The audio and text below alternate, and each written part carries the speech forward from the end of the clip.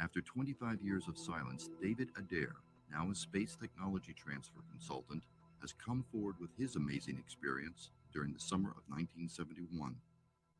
I was 13 years old when I built my first rocket, and it left the backyard at about 3,500 miles an hour. I was able to build it out of a construction machine shop that my father owned when he used to work for the mechanics and racing enterprises, and we had plenty of equipment and tools that allow such manufacturing to be done. The rockets kept getting bigger, faster, till finally I was able to get funded by a federal grant by a congressman named John Ashbrook. And with that help, I was able to go ahead and complete a larger rocket with an entirely new type of engine, which was a fusion containment engine. In simple essence, it's able to create a magnetic field capable of holding a thermal fusion reaction inside, like a chunk of the sun contained in a magnetic bottle.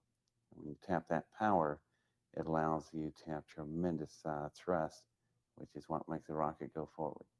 So once the engine was and the rocket was completed, we obviously couldn't launch it where I was launching smaller rockets, which were out in cow fields in Ohio. So we had to go to White Sands, New Mexico, and that was arranged by the congressman and a consultant at the time who was a retired general named Curtis LeMay. They instructed me to send a rocket down 656 miles northwest of there to a precise set of coordinates that they gave me.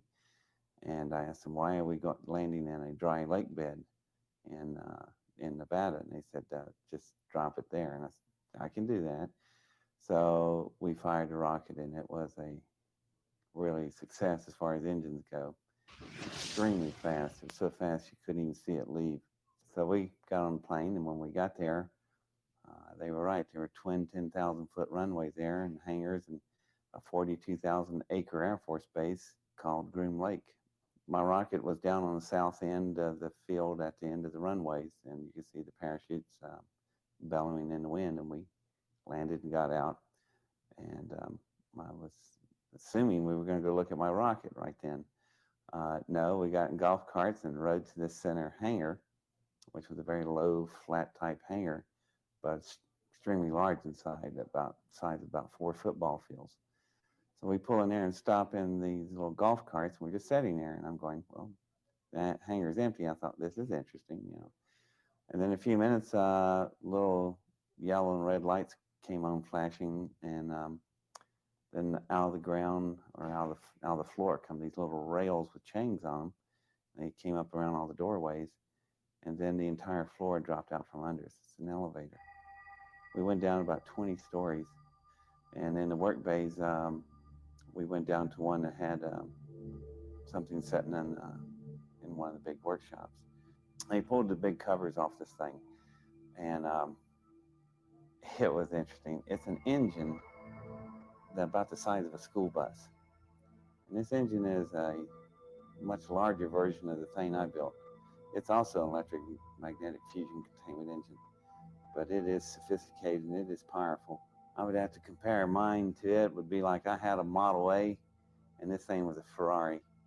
I mean, it's just tremendous, powerful difference, but we both were of the same engine breed. And this one had been damaged right in the center of the core. They asked me to look at it and describe to them how I thought the thing functioned. And I asked them, how come I'm telling you about your engine? And they said that the engine was recovered in a project they was working with, and they wasn't sure how everything functioned on it, and personnel that were available that work on that was not available anymore. And they said if I could just help them out a little bit. Well, being 17 years old at the time, they thought I didn't pick up on too many adult innuendos, but I guess I was born old. I knew exactly what they were doing. So I said, fine, yeah, I'll be glad to help my country, Yeah. So we play along, and I asked them, can I walk up to it? They said, sure. As a matter of fact, you can climb on it if you want. So I got up to the engine. When I put my hands on the engine to pull myself up on it, this really interesting swirl pattern would come off wherever my skin was touching, and they would swirl out through the metal, going out through the alloy. and I didn't know of any metal that could do that. So I turned around and told them about this firing system here, and they were going, "Yeah, where is the firing system?" And I started to tell them that because I finally figured out what this thing was doing.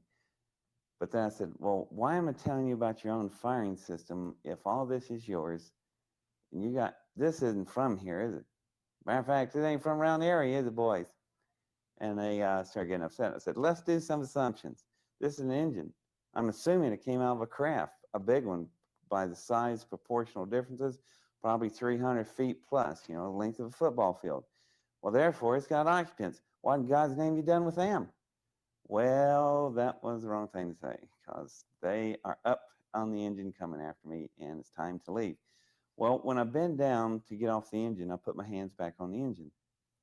Something interesting. Instead of the nice smooth wave lines, they were now look like small tornadoes coming off all my fingertips, moving through the metal. And then I realized what this thing was. They grabbed hold of me, the Air Force guys did. We got back in a golf cart and we were riding back up to the surface. And I was sitting there thinking, I just realized what this engine is. It's a symbiotic engine. The engine is alive. It is an engine that's capable. The reason they couldn't figure out the firing order is that the tubing that was cascading all over its body looked like the same pattern you would have from a brainstem of a neurosynaptic ordering firing order. So what's happening is when the pilots sit down in their seats, their thought waves drive the engine. Adair isn't the first nor the only person whose claims of living organic alien technology have started to filter out of the secret military